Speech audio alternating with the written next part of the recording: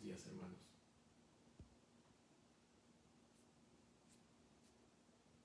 Es para mí un honor y un privilegio que me permitan entrar a sus hogares en este primer domingo del año. Les agradezco que estén con nosotros en el Shaddai. Quiero decirles que mi familia y yo estamos muy agradecidos con el Señor. Este año ha sido un año difícil. Yo sé, hermanos, que ha sido un año complicado el 2020.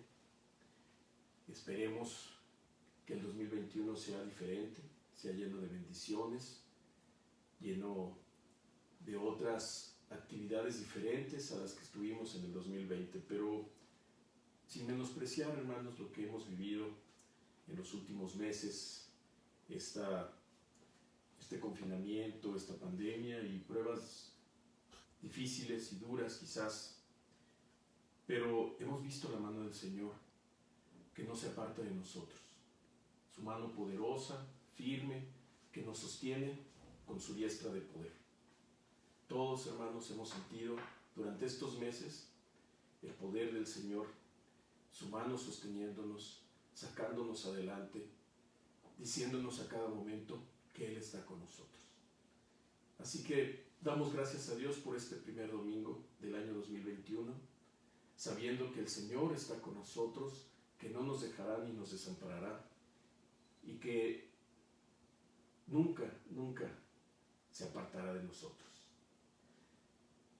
Quiero, además, hermanos, reflexionar con ustedes en este primer domingo del año un tema. Yo sé que se acostumbra en los inicios del año tener propósitos de año nuevo, propósitos que muchas veces no llegan a pasar más que algunas semanas y los olvidamos o dejamos de hacerlos, pero espero que este no sea el caso. Y antes que nada, hermanos, quiero que pongamos este tiempo en las manos del Señor, que hagamos una oración para pedirle que sea su Espíritu Santo el que esté dirigiendo este mensaje y el que lleve a cabo la obra en nuestros corazones. Señor, te doy gracias, hermoso Padre, por permitirnos llegar hasta los hogares, las casas de mis hermanos, de nuestros amigos que nos escuchan. Te agradezco, Señor, por tu palabra. Te agradezco, Señor, porque tú eres fiel y verdadero, y tu palabra, Señor, nunca regresa vacía. Obra siempre en nuestros corazones, en nuestras mentes, y nos trae, Señor, a una mejor vida, a la vida eterna que está en Cristo Jesús. Señor, te pido que sea tu palabra, el poder de tu Espíritu Santo, el que obre hoy en las mentes y los corazones de las personas que nos escuchan, de mis hermanos que nos sintonizan, y que sea, Señor, todo para alabanza y gloria de tu nombre. En el nombre precioso de Jesús te lo pedimos. Amén. Ahora bien, hermanos, quiero preguntarte, ¿cómo te ha ido en este gran confinamiento? ¿Cómo te ha ido en tus relaciones con las personas que viven en tu hogar? ¿Con tu esposa? ¿Con tus hijos? ¿Con tus padres? ¿Te llevas mejor con ellos? ¿Ha habido un mayor acercamiento con ellos? En este tiempo que hemos estado obligados a permanecer más tiempo que el normal en nuestros hogares, ¿hay una mejor relación? ¿Hay lazos afectivos más fuertes, más firmes? Si es así, hermano, te felicito, porque no todo el mundo ha sido exitoso en esto. Hay muchas familias que se han desmoronado precisamente por el confinamiento. Hay muchas familias que han tenido que separarse después de estos meses en los cuales se han estado obligados a permanecer juntos. Pero sabes, hermano, como en nuestro confinamiento no estuvimos solamente con nuestra familia, o no estamos solamente con nuestra familia, también Dios está con nosotros. Y cuando digo esto, hermano, no me refiero solamente a que Dios está con nosotros de una manera general, como está con todo el mundo. No me refiero solamente a su plenitud y su omnipresencia, que es real desde luego, sino me refiero a que Él vive en nosotros porque somos su pueblo. Él lo prometió, que nosotros somos su templo. Él vive en nosotros, Él está en nuestros hogares, Él está con nuestras familias, Él está en nuestras casas. Sí es cierto, hermano, necesitamos reunirnos, congregarnos para orar, para alabar a Dios, para aprender de su palabra. Pero lo cierto, hermano, hermana, amigo que nos escuchas, es que para tener una relación con Dios no hace falta más que dispongamos nuestro corazón. A veces pensamos que la relación con Dios es diferente a las relaciones con las demás personas. Y quiero decirte que la Biblia nos enseña exactamente lo contrario. Nuestra relación con Dios es similar a nuestra relación con las demás personas, con nuestros amigos, con nuestras esposas, nuestros esposos, ¿sí? No podemos hacer una diferencia. ¿Por qué? Porque nuestro Dios es un Dios personal, un Dios que nos ama, un Dios que quiere estar cerca de nosotros, abrazarnos, mimarnos, consolarnos, apoyarnos. Pero esa relación tiene que ser cultivada.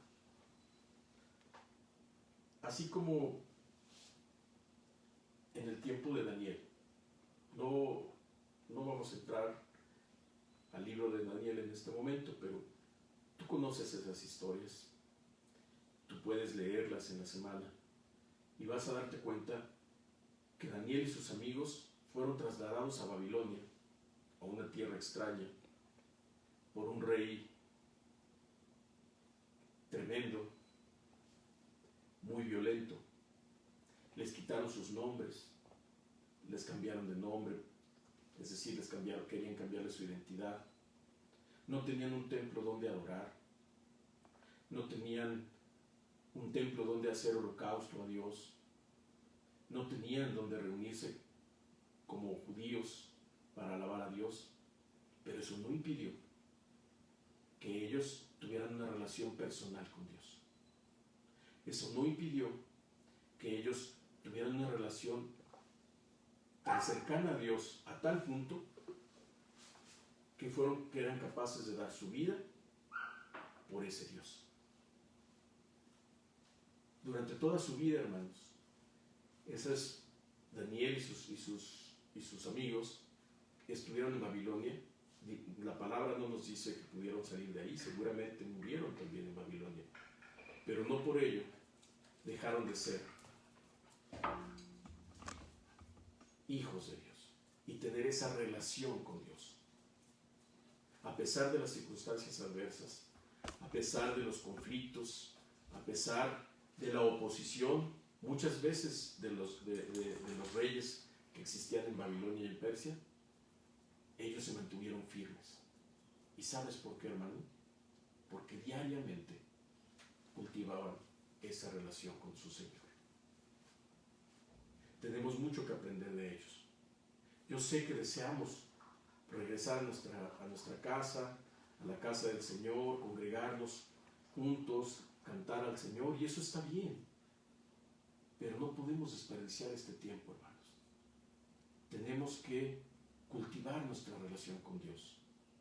Repito, así como lo hacemos con nuestras esposas, con nuestros esposos, con nuestros hijos, con nuestros padres, tenemos que acercarnos al Señor. Quiero que me acompañes, hermano, a Jeremías capítulo 9, versículo 23. Este es nuestro texto base del día de hoy.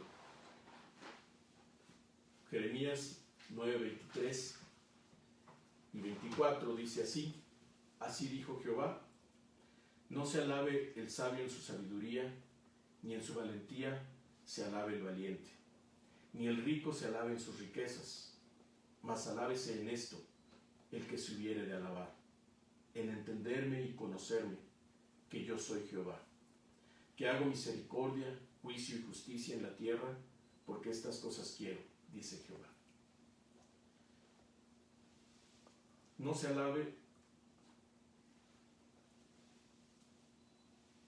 el sabio en su sabiduría, el valiente en su valentía, el rico en sus riquezas. ¿De qué se alaba el mundo?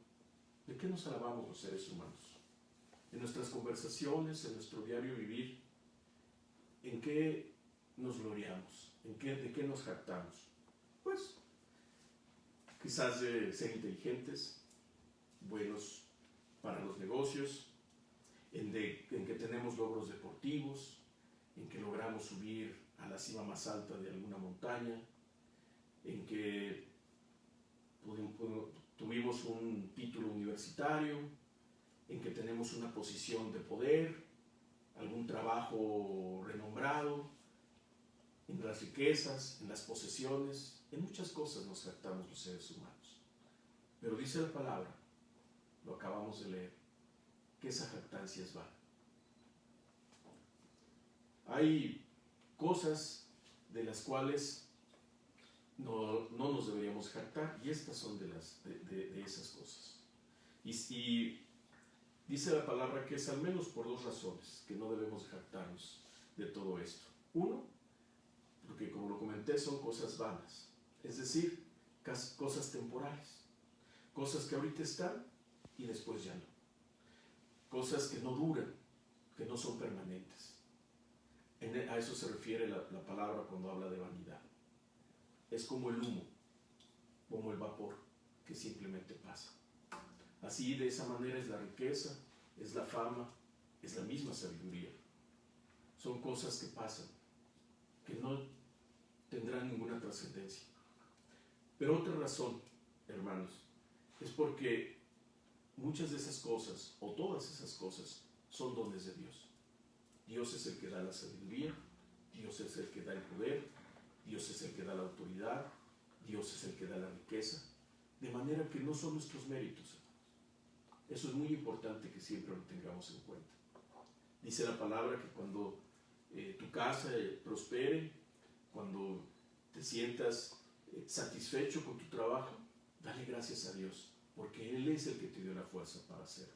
Él es el que te dio la fuerza y la provisión para poder salir adelante. Entonces no es nuestro trabajo, hermanos, es la bendición y el don de Dios. Por eso no debemos de jactarnos de esas cosas. Detengámonos un poco más en el versículo 24, Jeremías 9:24. Dice así: mas alábese en esto el que se hubiere de alabar, en entenderme y conocerme, que yo soy Jehová. ¿Sí? Si de algo, dice la palabra, nos podemos jactar, si de algo puede haber un orgullo legítimo en nosotros, es de conocer y entender a Dios. Esto me llama profundamente la atención, hermanos, porque la Biblia nos enseña casi siempre que no debemos jactarnos por nada. No solamente de lo que ya vimos, de la fuerza, la sabiduría, las riquezas, tampoco debemos de jactarnos de hacer buenas obras. En primer lugar, porque si las hacemos para salvación, pues sabemos que son trapos de inmundicia delante de Dios. Y si las hacemos ya salvos, sabemos que son las obras que Dios preparó de antemano para que anduviéramos en ellas. Es decir, son lo que Dios ha preparado, no obra de nosotros. Es Dios el que obra. Si hablamos del ministerio, nuestros ministerios tampoco son para jactarnos.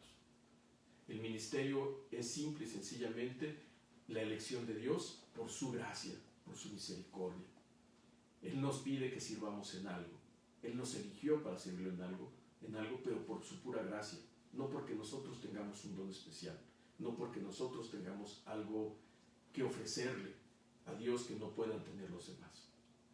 De manera que tampoco es algo de lo que nos podamos jactar. Y ni siquiera la fe. La fe dice la palabra que es un don de Dios. Ni siquiera la fe para poder ser salvos fue obra de nosotros. También Dios nos la regala. De manera que hay muy pocas cosas en la palabra de la cual nos diga que podemos jactarnos. Y esta es una de ellas. Conocer y entender a Dios. ¿Qué implica esto, hermano? Implica que conocer y entender a Dios es un esfuerzo humano. Si dice la palabra que podemos jactarnos de ello, es porque tenemos que poner nuestro empeño en ello, nuestro esfuerzo en ello. Vale la pena hacerlo. Es un orgullo legítimo el conocer y entender a Dios. Implica un acto de nuestra voluntad. Implica un esfuerzo consciente y permanente por estudiar la palabra. Un esfuerzo consciente y permanente por cultivar nuestra relación con Dios.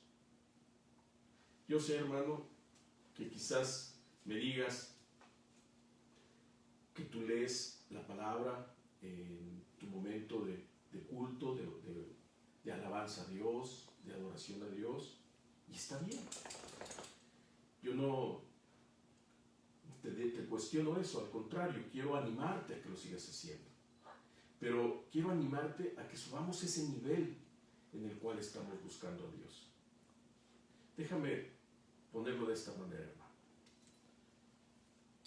Si tú tuvieras un amigo muy cercano, o tu esposo, tu esposa, tu novio, tu novia, si tú quieres que esa relación se profundice, se haga más firme, ¿bastaría con que saludaras a esa persona todos los días? ¿Bastaría con que le dijeras cuáles son los problemas y necesidades que tienes ese día y le pidas que te ayude? ¿Eso es todo a lo que someterías tu relación con Dios? ¿Con esa persona? Pues muchas veces hacemos con Dios lo mismo. Le damos gracias por los alimentos, le pedimos que nos bendiga ese día, nos encomendamos a Él, pero no llevamos nuestra relación más allá. No llevamos nuestra relación a una mayor intimidad con Dios. Y esto lo abordaré en un momento. Veámoslo entonces de esa manera, hermanos. Así como nosotros con las personas que amamos y con las que queremos tener una relación más personal, debemos dedicarle tiempo, debemos de escuchar a esa persona, debemos de conocer más a esa persona, debemos de saber qué está sintiendo, qué está pensando, darnos cuenta de lo que esa persona quiere. De esa misma manera tenemos que hacerlo con Dios. Tenemos que cultivar esa relación. Y hermanos, seamos sinceros. Nuestra relación con Dios está en ese nivel. Estamos atentos a lo que Él habla, estamos atentos a lo que Él quiere, a su voluntad, la conocemos. Yo tengo aquí una lista muy breve de algunas cosas que se me ocurrieron que deberíamos de conocer ya, sobre todo aquellos que tenemos ya un tiempo siendo cristianos en el camino, y deberíamos de ser capaces de escribir con nuestras propias palabras un texto que explicara todo esto. Déjame mencionarte solamente. ¿Cuáles son los atributos de Dios? Podemos definir los atributos de Dios: su santidad, su justicia, su misericordia, su omnipresencia. ¿Podemos explicarlos nosotros? ¿Se los podemos explicar a alguien? ¿Cuáles son los nombres de Dios? El Shaddai. ¿Podemos explicar cuáles son los mandamientos de Dios? Y no me refiero solamente a los 10 mandamientos, sino en general a todos los mandamientos, decretos y estatutos que Dios ha dado en su palabra. ¿Podemos explicarle a alguien cuál es la voluntad y la soberanía de Dios? ¿Qué relación hay entre la justicia, la santidad y la misericordia de Dios? De manera que son perfectas y no se contradicen. Quizás, hermano, estés pensando, el hermano quiere que estudie teología. Pues sí, de alguna manera, porque la teología es el estudio sistemático de Dios. Y precisamente lo que la palabra nos está diciendo es que debemos de conocer y entender a Dios. Pero no me refiero, hermano, solamente a que leamos tratados o libros sobre teología, no. Me refiero a que nos metamos en la palabra, porque eso es verdaderamente lo que Dios quiere. Que profundicemos en su palabra, que profundicemos en el conocimiento de su palabra y de nuestra relación con Él. Hay muchos temas, hermano. que deberíamos de conocer. Pero quiero que pienses en esto, con toda franqueza, hermano. Solo podemos adorar a alguien a quien amamos. Y solo podemos amar a alguien a quien conocemos. Reflexiona en esto. Yo sé que tú me dirás, yo soy un adorador. Yo todos los días alabo al Señor, yo todos los días le canto al Señor, y está bien. Pero ¿conoces a ese Dios al que alabas? ¿Entiendes a ese Dios al que alabas? ¿Lo conoces bien? Porque si no, hermano, amigo que nos escuchas, puedes estar alabando a un Dios en minúsculas, a un Dios falso, al Dios que está solamente en tu imaginación. ¿Piensas que estoy exagerando? Acompáñame al libro de Éxodo, capítulo 32.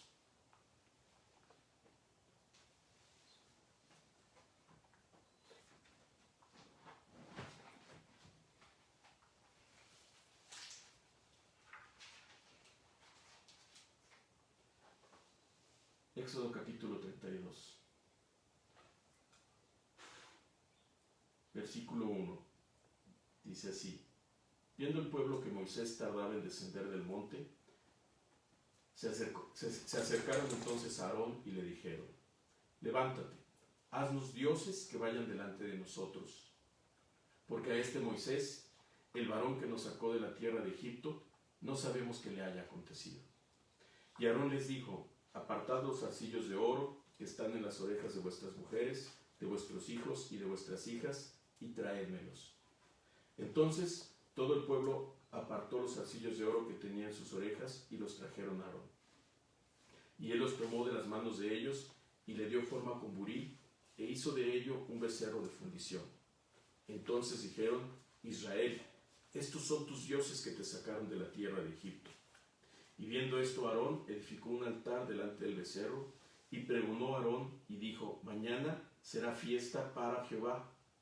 Y al día siguiente madrugaron y ofrecieron holocaustos y presentaron ofrendas de paz, y se sentó el pueblo a comer y a beber, y se levantó a regocijarse. ¿Qué vemos en este texto, hermanos? El pueblo de Dios había sido sacado con maravillas, con prodigios de Egipto. Habían hecho grandes cosas el Señor para sacarlos de ahí. Había abierto el Mar Rojo. Habían pasado en seco. Sin embargo, todavía no conocían y entendían a su Dios. Cuando vieron que Moisés tardaba en regresar, ellos prefirieron crear dioses que simularan a ser el Dios verdadero. El mismo Aarón dice, repito lo que dice el versículo 5, y viendo esto Aarón edificó un altar delante del becerro y pregonó a Aarón y dijo: Mañana será fiesta para Jehová. No pretendían adorar a los dioses egipcios, no pretendían adorar a otro Dios, pretendían adorar a Jehová, pero de la manera equivocada. ¿Por qué? Porque no lo conocían. Dice la palabra que cuando no conocemos a nuestro Dios, estamos cerca de caer en la idolatría. ¿Por qué? Porque nos presentamos a un Dios según nuestra conveniencia, según nuestros intereses, según nuestra imaginación. Y hermano, tú lo sabes muy bien. Tú puedes ver en el internet muchas predicaciones que se pretenden ser cristianas, que agarran un texto de la palabra y otro texto y pretenden darte un mensaje como si viniera de la palabra. Pero tú sabes distinguir ya cuando hay una sana doctrina. Te pongo un ejemplo. Hay muchas personas que dicen: Dios es un Dios de amor. Dios es un Dios de amor que no va a condenar a nadie, que va a pasar por alto el pecado. No es cierto. Tú sabes bien que la palabra dice que Dios es un Dios de amor, pero también es un Dios de justicia, y que no dará y que no dará que no dejará de castigar el pecado, ni pasará por alto el pecado de nadie. Él no es cómplice del pecado de nadie. Él es un Dios justo, un Dios perfecto, de perfecta justicia, de perfecta santidad. No va a manchar su santidad con nadie o por nadie, pero también es un Dios de amor. Y es en el Evangelio a través del cual Él nos perdona nuestros pecados, a través de la obra redentora de Cristo en la cruz. Pero esto lo tenemos que entender, hermanos. Y no podemos entenderlo si no vamos a la palabra, si no vamos a la Biblia. Entonces, tenemos que tener claridad sobre el Dios que adoramos. Saber quién es el Dios que adoramos, el Dios al que servimos, el Dios al que amamos. Y para eso tenemos que conocerlo. ¿Sabes, hermano? Dios ya dio el primer paso. Aquí está la revelación de Dios. Dios ya nos habló a nosotros. Dios ya nos dijo quién es Él, qué es lo que quiere, cuál es su voluntad. Todo está aquí. Pero nosotros tenemos que hacer un esfuerzo propio, una decisión propia de leerlo, de entenderlo y de ponerlo en práctica. La palabra nos enseña también que si los israelitas fallaron en algo, fue precisamente en el conocimiento de Dios. Acompáñame por favor a Oseas 4. Oseas capítulo 4, versículo 6. Dice así: mi pueblo fue destruido porque le faltó conocimiento. Por cuanto desechaste el conocimiento, yo te echaré del sacerdocio, y porque olvidaste la ley de tu Dios, también yo me olvidaré de tus hijos. Palabras muy fuertes, hermano. Quiero repetir el texto. Mi pueblo fue destruido porque le faltó conocimiento. Por cuanto desechaste el conocimiento, yo te echaré del sacerdocio, y porque olvidaste la ley de tu Dios, también yo me olvidaré de tus hijos. Entonces la falta de conocimiento nos lleva a la catástrofe, hermanos, a la destrucción, a dejar el sacerdocio, significa los ministerios, la casa del Señor, y olvidarnos de nuestro Dios, lo cual traerá maldición sobre nuestra familia, sobre nuestras generaciones. Entonces el conocimiento de Dios es algo fundamental, hermanos. Más adelante, en Oseas 6:6, dice así: porque misericordia quiero y no sacrificio, y conocimiento de Dios más que holocaustos. Sí, es cierto, es bueno que nos reunamos para alabar a Dios, es bueno que nos reunamos en la iglesia para estudiar la palabra, para orar, pero no es suficiente, hermanos. Y sobre todo en este tiempo en el cual no nos podemos congregar, no nos podemos reunir, pero sí tenemos todos este libro en nuestras casas. Al menos hay una Biblia en nuestras casas. Y si no la tienes, amigo que me escuchas, búscala. Búscala porque es el tesoro más valioso que puedes tener. La palabra de Dios, la Biblia. Acércate a alguien que te pueda orientar en qué versión, en dónde poder adquirir una, y llévala a tu casa. Pero no la tengas exhibida. No la tengas en tu librero, no. Tenla ahí junto a ti. Léela todos los días. Busca en ella a Dios. Cultiva esa relación con Dios. Será lo mejor que puedas hacer en tu vida. Existe entonces, hermanos, un peligro claro de no conocer al Dios de la palabra, al Dios de las Sagradas Escrituras, al verdadero Dios. Tampoco piensen, hermanos, que esto era solamente algo del antiguo pacto. El Señor Jesucristo nos dice en el Evangelio de Juan algo muy importante. Juan 17, capítulo 17, versículo 3. Todo el capítulo 17 del Evangelio de Juan es una oración, una hermosa oración de Jesucristo, estando a unas horas de ser aprendido y de morir crucificado por nosotros. dejando en ese momento sus últimas palabras para sus discípulos y para todos nosotros. En el versículo 3 dice así: y esta es la vida eterna, que te conozcan a ti, el único Dios verdadero, y a Jesucristo, a quien has enviado. Repito el texto.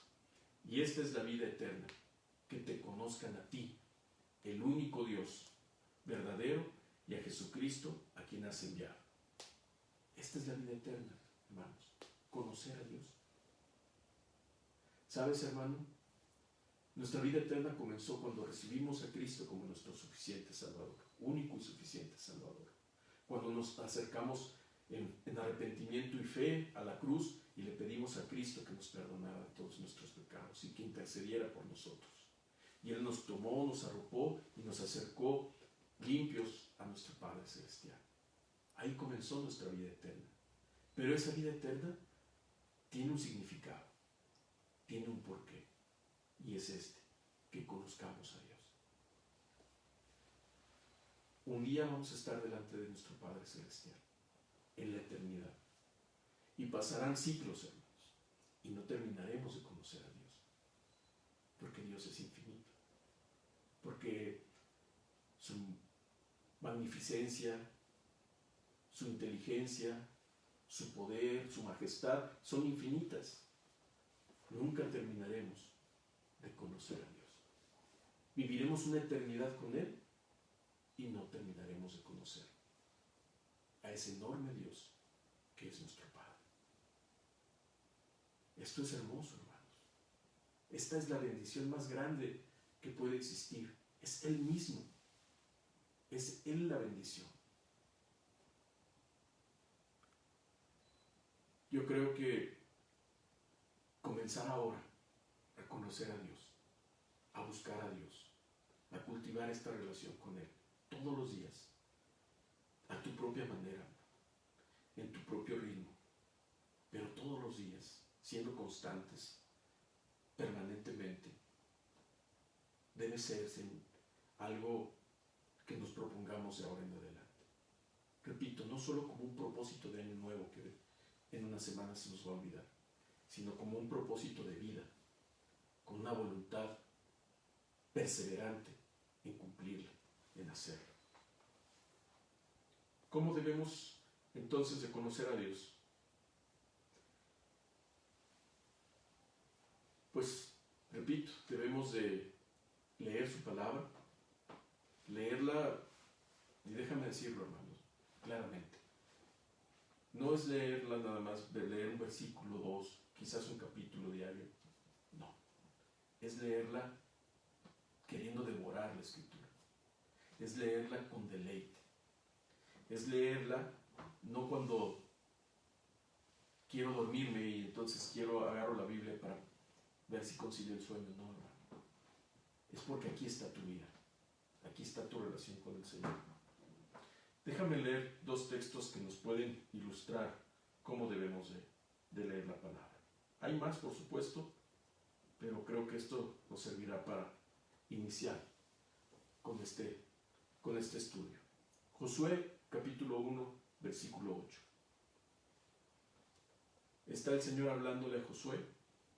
Josué, como tú sabes, es el que queda en lugar de Moisés y es el que Dios le da la encomienda de conquistar la tierra prometida. Y Dios le está dando un mensaje a Josué. No lo voy a leer todo, solamente el versículo 8.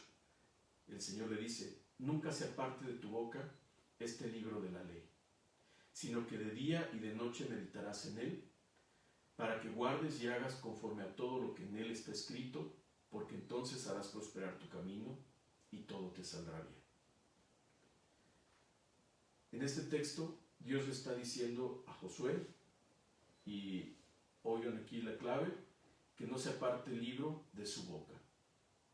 ¿Por qué, hermanos? Pues porque la palabra de Dios no se lee como si leyéramos una novela o un libro de historia. La palabra de Dios debe leerse en voz alta.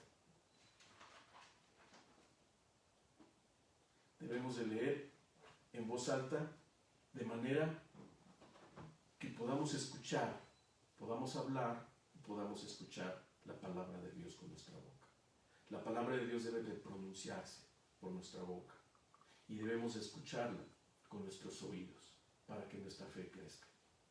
La palabra de Dios, de preferencia, hermanos, debemos de leerla en voz alta. Cuando escuches esa palabra, no pienses que solamente estás leyendo un libro. Estás escuchando las promesas de Dios.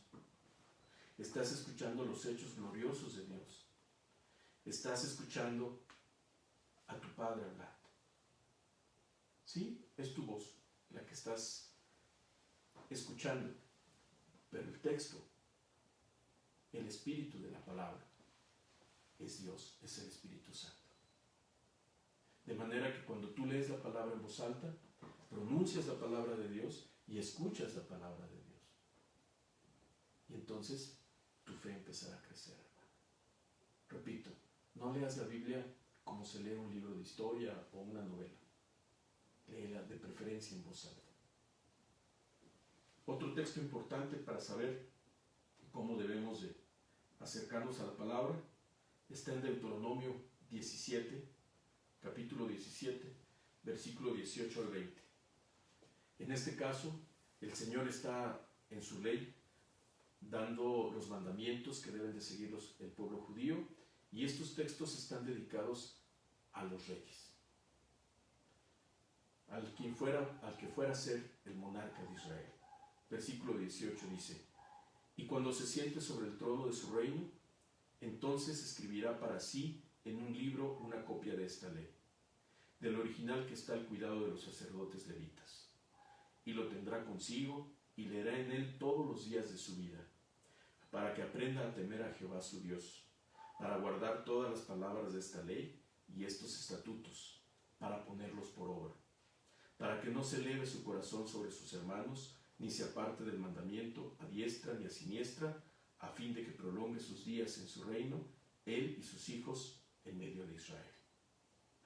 Entonces, este texto claramente les está indicando al monarca, al que tuviera el privilegio de ser el monarca de Israel, que tenía que hacer una cosa. Primero, hacer su propio libro de la ley, es decir, copiar el texto de la palabra de Dios. Esto en sí mismo ya era un estudio de la palabra. No sé si tú recuerdas tus días en la primaria o en el kinder, cuando tenías que hacer planos para aprender a leer, para aprender las letras, para aprender las palabras. ¿Sí? Pues esto es algo similar. Dios le mandaba al monarca que hiciera una copia a mano, como se hacía en esa época, de la propia ley. Esto en sí mismo ya era un estudio de la ley. Pero luego le dice que lo lea todos los días de su vida. La leerá todos los días de su vida. La va a repetir una y otra vez. Entonces, hermano, no es porque ya hayas leído los evangelios 4 veces, léela una quinta vez y vas a encontrarte con algo nuevo y el Señor te revelará algo más y vas a tener más profundidad en tu conocimiento y en el acercamiento a Jesucristo y a Dios. Una y otra vez. Pero además, hermanos, este texto nos dice algo muy importante. Dice, versículo 19, y lo tendrá consigo y leerá en él todos los días de su vida, para que aprenda a temer a Jehová su Dios, para guardar todas las palabras de esta ley y estos estatutos, para ponerlos por obra.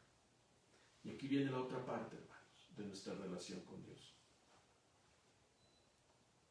Poner por obra todo lo que vamos aprendiendo en su palabra. Ese es el compromiso, poner por obra lo que vayamos aprendiendo.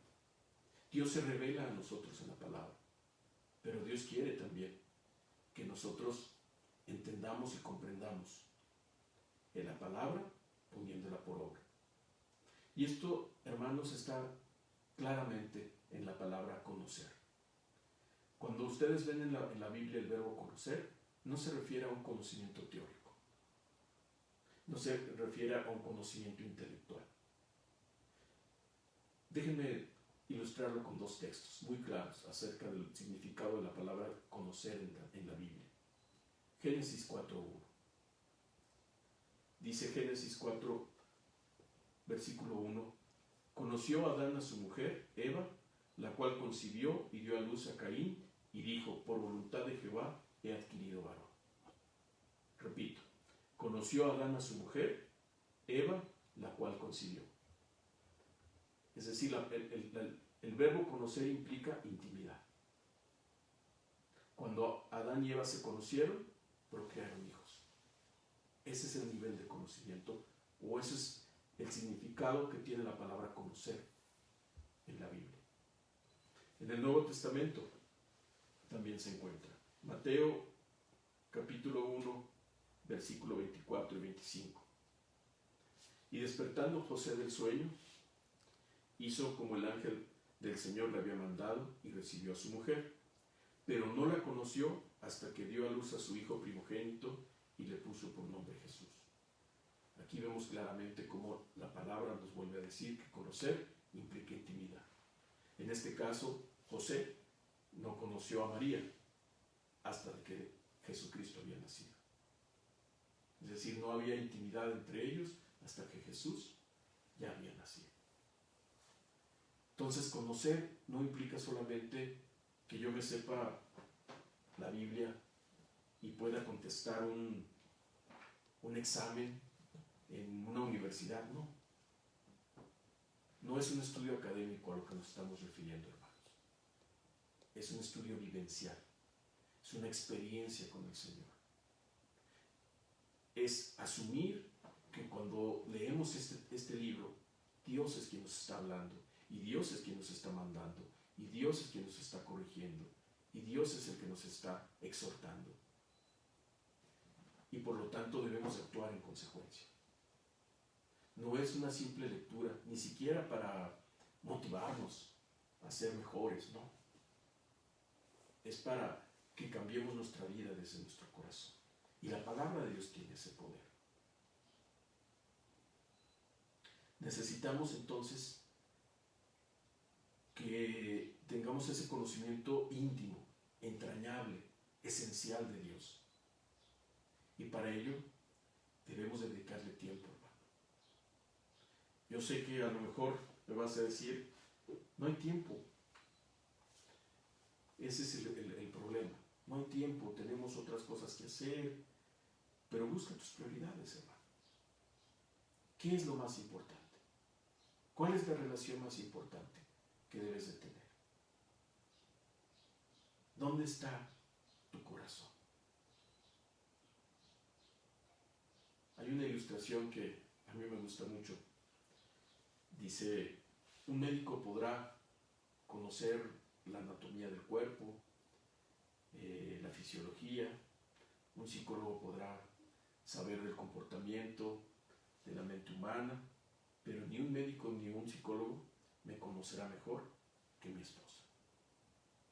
Porque mi esposa sabe de mí, de mis dolores, de mis aflicciones, de mis éxitos, de mis fracasos, de mi temperamento, de mis pensamientos.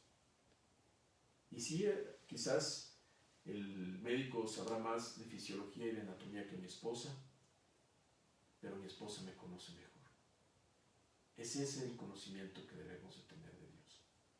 No solamente académico, no solamente de historias de la palabra, sino de vivencias y de acercamiento con Dios. ¿Y qué va a resultar de todo eso, hermano?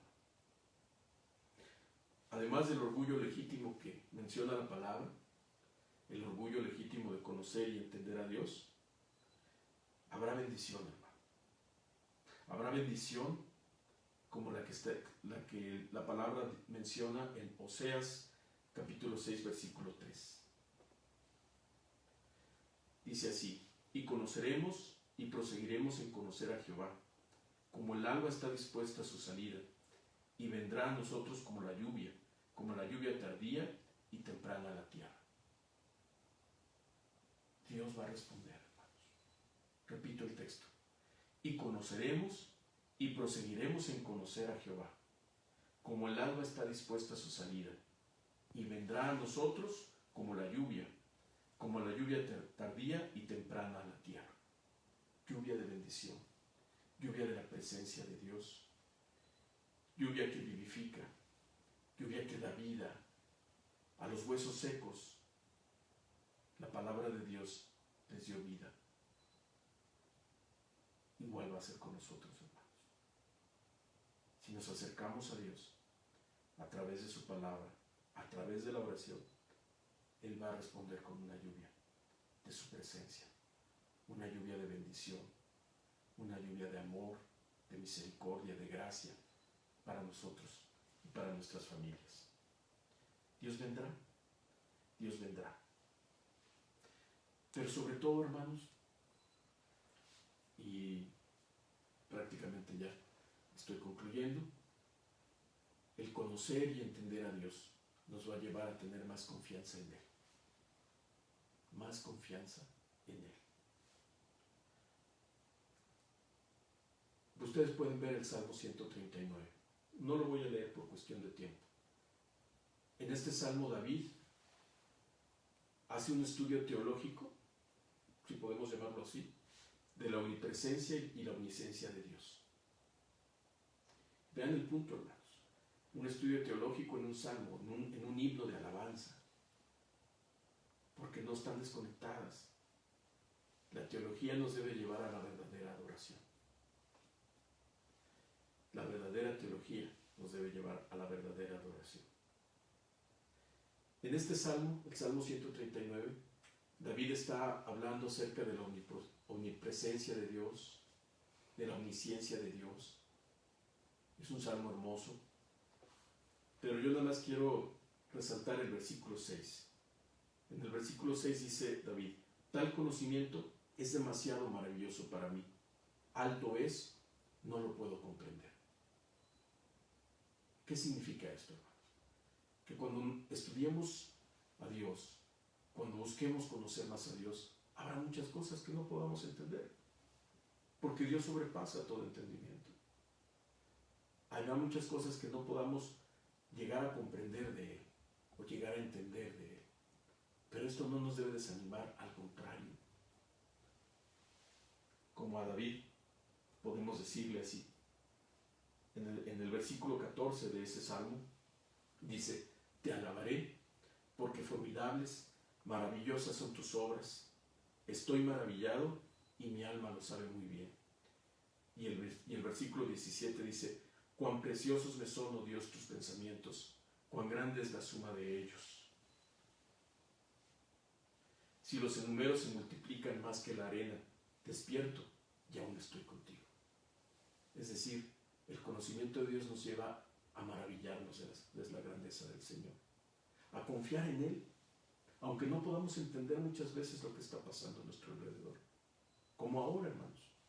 A lo mejor no podemos entender por qué un virus nos ha dejado en nuestras casas tanto tiempo, por qué ha puesto de cabeza al mundo, por qué ha puesto de rodillas a las naciones. No lo podemos entender, pero sabemos algo: Dios tiene el control. Dios tiene el control. Dios es soberano. Dios sabe los tiempos y las cosas. Nosotros no las podemos entender, pero sí podemos confiar en que Él tiene el control.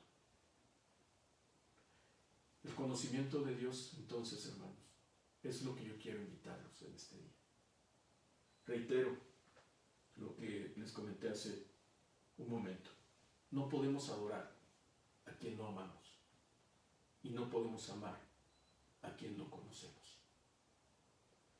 En este año que inicia, este 2021, quisiera que como iglesia, todos juntos, nos propongamos como propósito, no de año nuevo, sino con un propósito verdadero, fuerte, una determinación de nuestra voluntad: conocer más a Dios, adentrarnos más en el entendimiento de la palabra de Dios, en conocer al Dios que adoramos, en conocer al Dios que servimos. Yo los invito, hermanos, a que reflexionen de esta palabra. A que ustedes en sus casas lean nuevamente Jeremías 9, el Salmo 139, los textos que hoy repasamos. Y se den cuenta, hermanos, que no hace falta nada más que tener una palabra y disposición de nuestro corazón para cultivar esa relación con Dios. No hace falta nada más, hermano. Las prioridades tú las ordenas. Tú mandas sobre tu tiempo. Tú mandas sobre tu vida. Solamente es cuestión que tú lo decidas. Que tú tengas la determinación de conocer más a tu Dios. Yo estoy seguro que no te vas a arrepentir de acercarte a Dios y de cultivar esta relación con Él. Finalmente, hermanos, si lo hacemos todos juntos, dice Daniel 11:32, mas el pueblo que conoce a su Dios se esforzará y actuará. El pueblo que conoce a su Dios se esforzará y actuará. Eso es lo que nos falta, hermanos. Conocer más a Dios, para esforzarnos más, para actuar, para salir a las calles a predicar su palabra, para llevar almas a nuestra iglesia, conocer más a Dios, acercarnos más a Él, cultivar nuestra relación con Él. Yo los invito, hermanos, de todo corazón, a que reflexionemos sobre esto y podamos dar un paso adelante y decir, tengo la determinación de conocer más a Dios, de conocer más a mi Dios. En la medida en que lo conozcamos más, lo amaremos más, nos maravillaremos más de Él y lo adoraremos más. Y será una cadena de bendición para nosotros, para nuestra iglesia, para el Dios al que servimos. Les agradezco, hermanos. Vamos a orar, pedirle al Señor que tenga en este año misericordia de nosotros, que su gracia nos alcance y que venga la paz a nuestros corazones, a nuestras familias y a nuestro país. Hermoso Señor, te damos gracias por tu palabra. Te pedimos, Señor, que este año que comienza, Señor, en estos días, tú lo llenes de bendiciones, Señor, de tu presencia, de tu gracia, de tu misericordia. Que esas bendiciones se derramen, Señor, sobre todas las familias aquí representadas, Señor, sobre nuestros amigos y hermanos que hoy se han conectado con nosotros. Te pido, Señor, bendiciones para ellos, pero sobre todo paz. Que tu paz, Señor, esa paz que el mundo no puede entender, no puede conocer, esa paz, Señor, sea una constante en los hogares de mis hermanos. Esa paz que solamente tú puedes dar, Señor, sea una constante en cada uno de los hogares aquí representados, Señor. Sabemos que habitamos bajo tu cobertura y tu cuidado, Señor. Sabemos que tú nos tienes protegidos y bendecidos y te damos gracias por ello, Señor. Que este año, Señor, traiga su trabajo, traiga, sí, Señor, sus pruebas y sus aflicciones, pero sabemos que tú estarás con nosotros. Y esa paz que tú das no se disminuirá, no huirá de nosotros, al contrario, permanecerá, Señor, por siempre y para siempre. Ayúdanos a cultivar nuestra relación contigo, Señor, a acercarnos más a ti, a tu palabra, a acercarnos más a ti en oración, a poner por obra, Señor, todo lo que aprendemos. A ti sea la gloria, el poder y la autoridad por todos los siglos. En el nombre precioso de Jesús. Amén. Dios los bendiga.